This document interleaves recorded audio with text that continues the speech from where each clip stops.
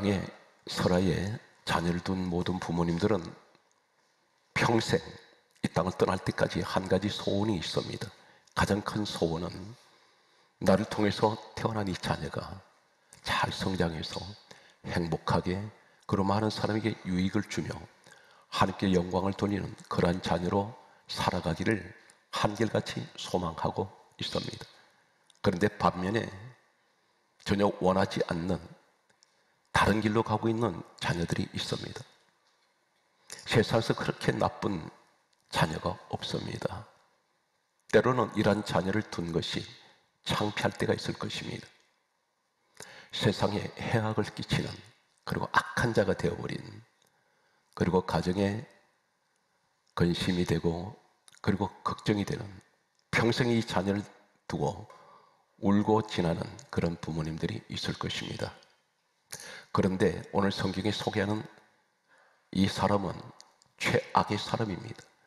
태어났을 때부터 늘 사람들을 해치고 악한 일만 했던 이 사람이 아버지의 기도를 통해서 하나님께서 놀라운 축복을 부어주시는 오늘 그 사건이 기록되어 있습니다. 오늘 이 사람을 소개합니다. 이 사람은 태어날 때 동기가 아주 해로운, 그 부모들이 나쁜 동기를 가지고 이 자녀를 출산하게 됩니다. 이 땅에서 어쩌면 성경에서 가장 대표적인 시기와 질투의 사람을 얘기한다면 야곱의 부인 라헬이라는 여자입니다. 창세기 30장 1절은 이렇게 기록하고 있습니다. 라헬이 언니 레아를 시기하여 남편 야곱에게 이렇게 말합니다. 내게 자식을 낳게 하라.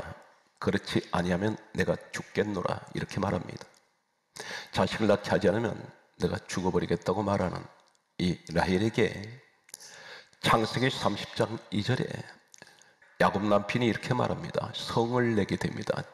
처음으로 14년을 종살에서 맞이한 이 아내 라헬에게 비위만 맞추기를 급급했던 이 야곱은 처음으로 화를 엄청나게 내면서 창세기 30장 2절에 이렇게 말합니다. 야곱이 성을 내어 그대를 임신하지 못하게 하시는 일은 하나님이시니 내가 하나님을 대신하겠느냐, 이렇게 말하게 됩니다. 이 라헬은 창세기 30장 3절에 또 이렇게 말합니다. 야곱 남편이 하는 말이 내 여종 빌하에게 들어가라. 다시 말해서 내 여종을 당신에게 줄 테니 아이를 낳게 하라는 것입니다. 성경 말씀은 계속해서 창세기 30장 5절은 이렇게 기록하고 있습니다. 빌하가 임신하여 아들을 낳은지라, 이렇게 기록합니다. 이어서 창세기 30장 6절에 라헬이 이렇게 말합니다. 하나님 앞에 뭐라고 고백하냐면 하나님이 내 억울함을 푸시려고 내 호소를 들으셨으므로 그 이름을, 태어난 아들 이름을 단이라고 그렇게 지었습니다. 시기와 질투의 대명사로 얘기한다면 아마 인류 역사에 라헬 같은 여자가 없습니다. 친언니입니다. 이 두 자매는 같은 야고보의 아내들입니다. 그런데 언니가 아들을 계속 낳을 때에 축하해 줘야 됩니다. 그런데 그것을 자신의 아이를 가지지 못하는 것을 스스로 원망을 하면서 어느 정도로 시기를 했느냐면 성경은 창세기 30장 1절에 시기하여, 이 시기가 어느 정도냐면 내가 죽겠다고 말합니다. 자기가 죽고 싶을 만큼 시기를 했습니다. 같은 오늘날 이 시대도 마찬가지입니다. 같은 부모님 설아에서 같이 태어난 형제지간에도 이 라헬처럼 시기 질투가 있는 그런 자매도 있습니다. 그런데 그토록 시기 질투하는 이 여자의 시기란 말이 무슨 말이냐면 한글에는 단순하게 시기로 되고 있습니다. 그런데 원문에는 구약 성경은 참고로 말씀드리면 영어 성경이 원문이 아니고 번역된 것이 영어 성경이고 원문은 히브리어가 원문입니다. 이 원문은 카나입니다. 이 카나란 말은 다음과 같이 똑같은 카나라는 시기라는 이 의미를 사용하고 있는 내용을 소개합니다. 신명기 32장 21절에 보면 질투하다. 이 질투가 어디까지 질투냐면 내가 죽고 싶을 만큼 질투하는 것이 질투라는 카나입니다. 또 한 가지는 이사야 성경 말씀 보게 되면 11장 13절 말씀에 보게 되면 역시 질투하다. 다른 사람이 축복받은 것을 견디지 못합니다. 내가 죽고 싶을 만큼 싫어합니다.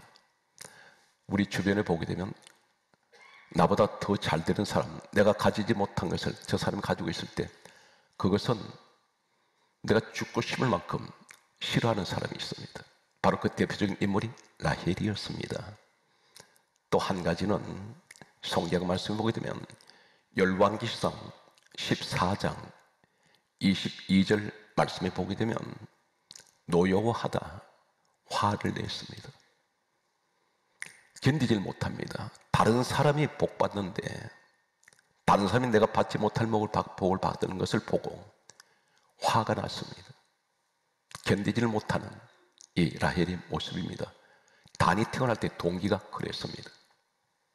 또 한 가지는 잠언 24장 성경 말씀 보면 19절에 이렇게 기록하고 있습니다. 분을 품다.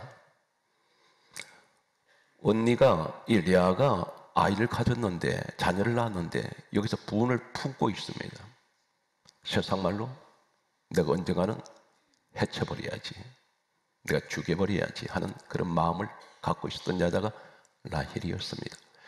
동기가 이 단이라는 아들을 가지게 된 동기가 순수하지 못합니다. 시기 질투 때문에 이 라헬은 이 빌하를 여종까지 남편에게 주었습니다. 빌하를 사랑해서 그랬을까요? 빌하를 위해서입니까? 아닙니다. 자기 시기 질투 때문에. 그리고 야곱과 다투면서 시작된 이 동기가 단이 태어나게 됩니다. 요사이 어학자들이 연구해서 발표한 내용을 보게 되면 이렇습니다. 아이를 가질 때 그 부모가 어떤 생각, 어떤 성격을 가지고 있냐에 따라서 그대로 DNA를 물려받는다는 것입니다. 아이가 태어나면 아이를 가졌을 때 그 성격, 그 부모의 성격을 그대로 담고 그대로 행동한다는 것입니다. 어쩌면 성경은 하나님 이 사실을 그대로 적나라하게 그대로 보여주는 사건이 있습니다. 여기서 우선 라헬이 창세기 30장 6절에 단이 태어났을 때 여기서 하나님을 이야기를 합니다. 하나님을 자기 삶 속에다가 포함시킵니다. 뭐라고 말하냐면 내 억울함을 푸시려고. 레아가 아들을 낳았는데 왜 억울합니까? 내 억울함을 푸시려고 내 호소를 들었다고 말합니다. 우린 걸핏하면 하나님을 내 삶 속에 자꾸 끌어들이려고 하고 있습니다. 여호와 이름을 망령되이 일컫지 말라 했는데 이 여자는 이 억울함을 푸시려고 이 말이 어떤 의미를 가지고 있을까요? 이 억울함을 푸시려고 창세기 30장 6절에 억울함을 푸시려고 이 히브리 원문은 딘이라는 원문을 사용합니다. 딘. 이 딘이라는 원문이 어떤 것이냐면 창세기 49장 16절에 심판하다. 이 말이 딘입니다. 하나님이 레아를 심판한다는 것입니까? 그런데 이것은 자기 질투와 시기의 감정에 잡혀서 하나님께서 앞으로 레아를 심판할 것이다. 내 억울함을 풀어줄 것이다. 지금 우리 주변을 보면 나보다 잘 되는 사람들이 있습니다. 우리 일가 친척들, 우리 형제들 가운데. 그런데 그 사람들 보면서 나보다 잘 되는 것을 축복해주고 축하해주고 기뻐해줘야 되는데 라헬은 정반대입니다. 저 잘 되는 사람 언젠가 심판하실 것이다. 한마디로 질투의 화신이 라헬이라고 할 수가 있습니다. 단이 태어났습니다. 단의 모습을 소개합니다. 시기와 질투로 인하여 태어난 이 단은 어떻게 살았을까요? 성경 말씀 보게 되면 야곱 아버지가 훗날에 이 땅을 떠나게 됩니다. 그런데 12 아들들을 예언을 하게 됩니다. 예언 기도를 하는데 이 단에 대해서 이렇게 예언을 합니다. 창세기 49장 16절에 단은 이스라엘 한 지파같이 그 백성을 심판하리로다. 다 죽일 것이라는 것입니다. 어쩌면 이 라헬이 단을 가질 때에 동기가 그대로 물려받게 됩니다. 이 야곱의 아버지가 예언 기도한 이 예언은 그대로 이루어지게 됩니다. 그러면서 이렇게 예언을 합니다.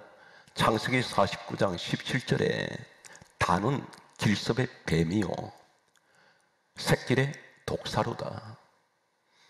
말굽을 물어서 그 탄자를 뒤로 떨어지게 하리로다. 이렇게 말하고 있습니다. 단의 일생은 뱀이었습니다. 그 뱀이 어디에 있는 뱀이냐면 길에 있는 뱀입니다. 길섭 그리고 샛길, 이 말이 무슨 길은 지나가는 곳입니다. 사람 대상 가리지 않고 다 물어서 죽일 것이라는 것입니다. 악한 일을 할 것이라는 것입니다. 이 뱀을 가리켜 요한계시록 12장 9절은 옛뱀, 그건 마귀라고도 하고 사단이라고 하는 온천을 꿰는 자. 다시 말해서 아버지 입에서 이렇게 말합니다. 저 단은 사탄의 자식이 되었다고. 마귀 자식이라는 것입니다. 우리 가정에 주변에 보게 되면 아빠 엄마가 기도하는 집안인데 이 자식이 악한 행동하기 위해서 태어난 것 같습니다. 못된 일을 하기 위해서 태어난 것 같습니다. 죄 짓는 것만 미쳐서 살아가는 사람들, 전혀 부모님은 그러한 자녀 되기를 원하지 않았는데 잘못된 길을 가고 있습니다. 아버지 야곱이 이 단을 보면서 한스러워했습니다. 그런데 아버지가 마지막 임종 직전에 이 단을 위해서 짤막한 한 기도를 하게 됩니다. 이것이 단을 위한 아버지 야곱의 마지막 소원이었고 기도였습니다. 그것이 어떤 기도였냐면 창세기 49장 18절의 말씀을 보게 되면 여호와여 나는 주의 구원을 기다리나이다. 이것이 단을 위한 기도였습니다. 무슨 기도냐면 하나님, 저 단이 사탄의 자식이 되어서 뱀의 자식이 되어서 말굽을 물어서, 이 말이 무슨 그 말을 타고 가는 사람들을 아무 이유 없이 물어서 떨어뜨려 버린다는 것입니다. 이런 짓을 하고 있는 저 사탄의 자식이 된 저 단을 여호와여 나는 이 아비가 주의 구원을 기다리나이다. 이 말이 무슨 말이냐면 저 단이 주님께 돌아오게 해주세요. 저를 구원해 주세요. 나는 이것을 기다립니다. 우리 부모님 가운데 그런 분이 계십니다. 자식이 잘못된 길로 가고 있을 때 이 자식이 항상 하나님 기뻐하시는 길을 가야 되는데 순탄하지 않습니다. 그때 이 야곱이 단을 향한 그 애타는 심정으로 기도하는 그 마음은 하나님 아버지, 저 자식이 주님께로 돌아올 수 있도록, 구원받을 수 있도록 나는 그날을 기다리고 있습니다. 축복하여 주소서. 이것이 우리의 기도의 소원인지 모릅니다. 성경 말씀은 한 걸음 더 나가서 이렇게 기록하고 있습니다. 민수기 33장 22절에 보게 되면 모세를 통해서 예언되어 있는 이 단에 대해서 이렇게 예언합니다. 단은 바산에서 뛰어난 사자 새끼로다. 이 사자가 베드로전서 5장 6절에 너희 대적 마귀가 우는 사자같이 두루 다니며 삼킬차를 찾는다. 마귀는 사자를 의미하기도 합니다. 뱀도 사탄을 의미하는데 계속해서 그렇게 너는 앞으로 너는 마귀 자식이 되어서 사자의 자식이 되고 뱀의 자식이 되어서 그렇게 살아갈 것을 했는데 아버지 야곱 한 사람의 짤막한 기도 소원은 하나님 들으시게 됩니다. 이 단이 행했던 성경에 기록된 내용을 보면 이렇게 기록됩니다. 사사기 18장 27절에 보게 되면 라이스에 있는 한가하고 걱정이 없어 사는 사람들을 갑자기 이 단 사람들이 들이닥쳐서 불을 살려버리고 재물 다 빼앗아가고 사람을 죽입니다. 한가하고 걱정이 없는 사람들, 단하고는 아무 이해관계가 없는 사람들입니다. 그런데 그들이 한가하게 걱정 없이 살아가는 사람들 볼 때 견디지 못합니다. 그들 공격을 해서 다 죽여버립니다. 이렇게 도저히 사람으로서는 하나님 가정에 이런 자녀가 있다는 것은 얼굴을 들지 못할 야곱 집안에서 놀라운 축복이 일어나게 됩니다. 오늘 사랑하는 성도 여러분, 자녀 때문에 걱정하십니까? 내 기대를 벗어나버린 이 자녀를 두고 출가는 했는데 지금 내 가정에서 내 품 안에 있는 자녀가 아니라 이제 출가해서 각자의 생활을 가지고 가정을 가지고 살아가는 그 자녀들, 나이가 몇 살이었던 이 자녀가 항상 이 땅 떠날 때까지는 부모의 마음에 늘 소원이 저 자녀가 잘 살아주길 원하고 있습니다. 그런데 혹 마음에 걱정이 있고 근심이 있다면 반드시 자녀를 기도하실 때 포기하지 마십시오. 끝까지 기도하십시오. 하나님은 반드시 그 부모님의 기도를 들으십니다.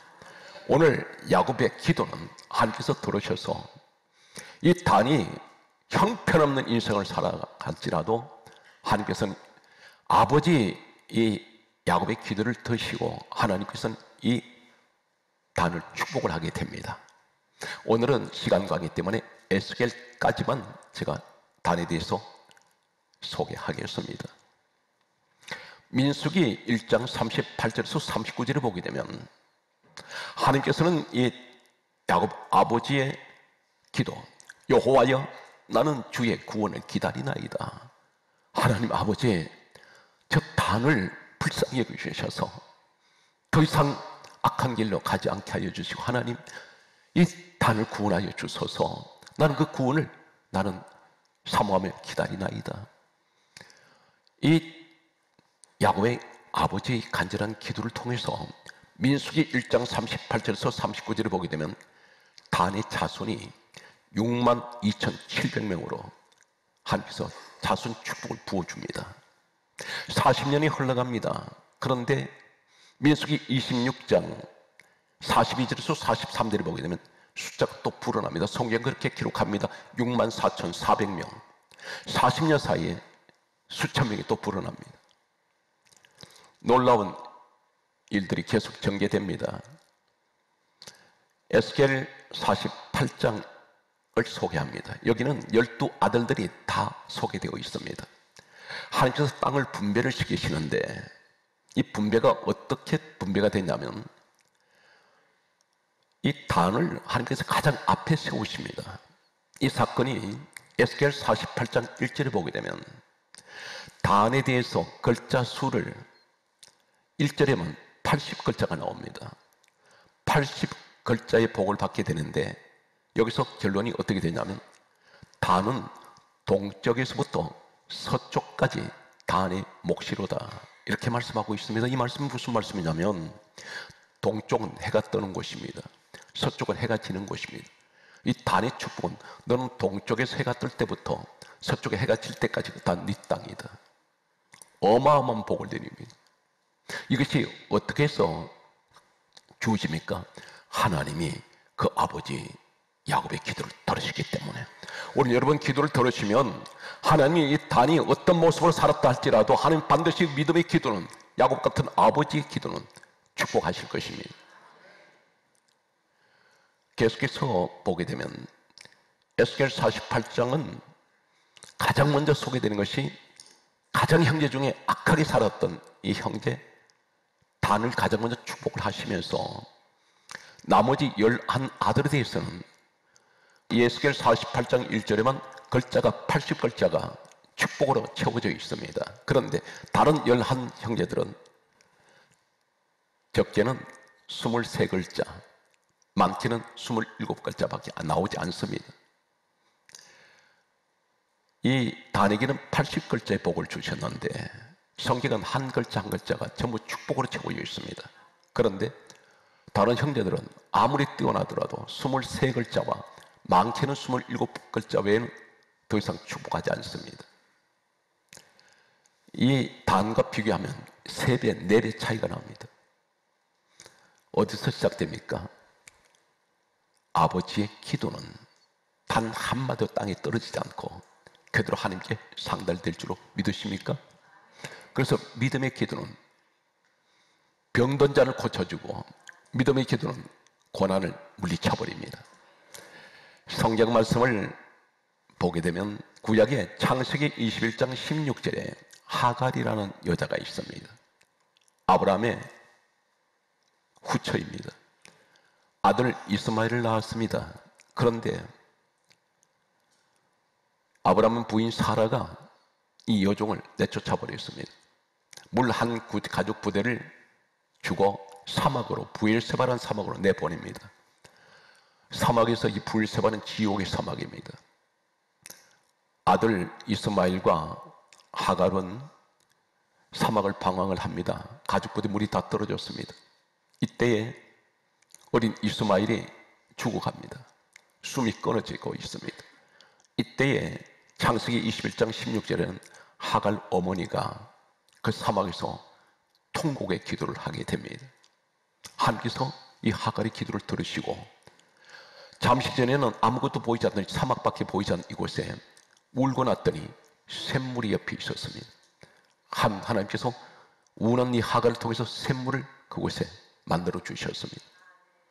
하갈의 눈물의 기도를 통해서 이스마엘 아들은 살아났습니다. 어머니 위대한 기도입니다. 하나님께서는 아버지 어머니의 기도를 결코 외면하지 않습니다. 사무엘상 1장 10절에 우리는 한나를 기억하실 것입니다. 한나는 자녀가 없습니다. 그런데 그의 통곡의 기도는 하나님께서 사무엘이라는 구약의 최고의 선지자이며 제사장을 세우시게 됩니다. 아들의 축복을 받습니다. 신약 성경을 보게 되면 마태복음 15장 22절에 가나안 여인이 있습니다. 예수 옆에 나왔습니다. 그런데 딸이 귀신 들렸다고 말합니다. 그런데 딸의 모습은 보이지 않습니다. 대신 어머니가 나왔습니다. 예수님께서 대단히 모욕적인 말씀을 하셨습니다.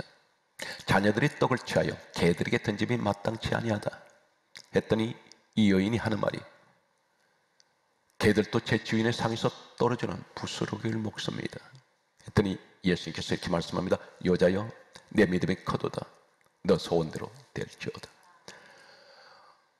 귀신 들린 딸은 나타나지도 않았는데 어머니가 대신 이 딸의 문제를 가지고 나왔습니다. 오늘 현장에 자녀의 문제를 아버지 어머니가 가지고 나온 분이 계신다면 오늘 하나님은 그 아버지 어머니의 믿음을 보시고 반드시 가정에 어느 곳에 있든지 이 자녀의 문제를 해결해 주실 줄로 확신합니다. 자녀를 보면서 근심할 때가 있을 것입니다. 그러나 근심하지 마십시오. 기도하면 됩니다. 도저히 변화될 것 같지 않았던, 탕자 중에 탕자라고 했던 이 단 같은 사람도 하나님은 야곱 아버지 기도를 통해서 변화를 시키시는 놀라운 기적의 현장이 오늘 또 이 현장이 되시기를 간절하게 소망합니다. 말씀을 정리하겠습니다. 디모데전서 2장 5절에 하나님과 사람 사이에 중보는 한 분이신 우리 주 그리스도 예수. 무슨 말입니까? 자녀를 대신해서 아버지 어머니가 기도했더니 그 중보의 기도를 통해서 하나님께서 자녀들을 몹쓸 자이지만, 불효자이지만 효자를 만드시고 위대한 사람으로 세우시듯이 우리 예수님은 이 땅에 오셔서 그분은 우리의 중보가 되십니다. 십자가에 오르셔서 죽으심으로 모든 인류를, 누구든지 예수 그리스도 안에 들어오면 다 구원받습니다. 우리의 모든 죄를 다 그분이 썰어 담았습니다. 그리고 모든 죄의 짐을 지고 십자가에 오르셨습니다. 예수님께서 공생의 사역 시작할 때 어디서 시작합니까? 가장 먼저 시작한 것이 요단강입니다. 요단강에는 수많은 사람들이 와서 세례받는 것입니다. 이 요단강 세례가 가리켜 회개의 세례라고 말합니다. 누가 세례 주었습니까? 세례 요한이 세례를 할 때 회개의 세례라고 말하는 이 요단강 세례, 예수님은 고린도 후서 5장 21절에 아무 죄가 없으시고 죄를 알지 못하시는 분입니다. 죄 있는 자가 세례받습니다. 그런데 예수님이 요단강에 가셔서 세례 요한에게 세례를 받으시려고 할 때에 이 세례 요한이 세례를 받지 못하도록 말합니다. 그때 예수님께서 허락하라고 말씀합니다. 세례는 물속에 완전히 머리까지 다 잠기는 자리입니다. 왜 예수님께서 공생의 사역 시작하실 때 여기부터 출발합니까?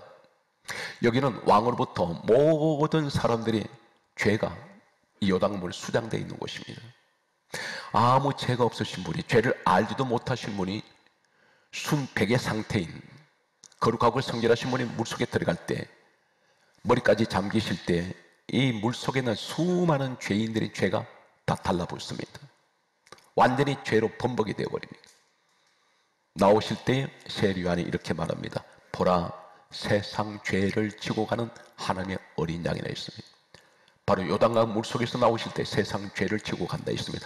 다시 말해서 요단강 물속에 수장되는 그 죄가, 나와 여러분의 죄도 그곳에 있습니다. 죄의 짐을 짊으시고 십자가에 오르셨습니다. 그리고 우리를 구원하셨습니다. 오늘 기도하시는 사랑하는 성도 여러분, 갈라디아 3장 13절에 이렇게 말씀합니다. 이제 우리 주님의 십자가의 길을 걸어가시면서 우리는 사순절 기간으로 지금 시작이 되고 있습니다. 이 자리에 갈라디아 3장 13절에 말씀합니다. 그리스도께서는 우리를 위하여 저주를 받은 바 되사 율법의 저주에서 우리를 속량하셨습니다. 속량의 말은 죄인이 죄 없다 하시고 죄의 값을 우리 주님이 대신 십자가에 치르시게 됩니다. 오늘 사랑하는 성도 여러분, 말씀의 결론입니다. 주님의 십자가 앞에 우리 무릎 꿇고 자녀를 위해서 야곱 아버지처럼 여호와여, 나는 주의 구원을 기다리나이다. 여호와여, 내 설하에 주신 이 자녀가 주님 앞에 온전히 바로 설 수 있도록 하나님, 이 아들을, 이 딸을 구원하여 주시고 그 날을 나는 기다리나이다. 오늘 또 이 고백이 여러분께 함께 하시기를 주의 이름으로 축복합니다.